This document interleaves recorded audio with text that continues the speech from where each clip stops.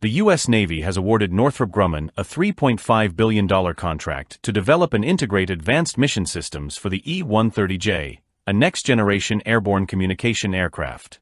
This aircraft is designed to replace the aging E-6B Mercury in the crucial take charge and move out TACAMO role, ensuring continuous communication between U.S. leadership and nuclear forces, even in the most extreme scenarios. The E-130J, based on the proven Lockheed Martin C-130J-30 Super Hercules airframe, will be equipped with state-of-the-art secure communication systems. Northrop Grumman will lead the program, with Lockheed Martin and Collins Aerospace playing vital roles in the development. The contract includes 3 engineering development models, with the first aircraft expected by 2026 and the E-6B Mercury to be phased out by 2028.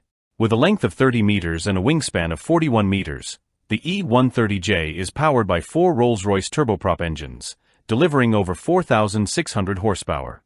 The aircraft is capable of reaching speeds up to 670 km per hour and altitudes of 28,000 feet, meeting the rigorous demands of the TACAMO mission.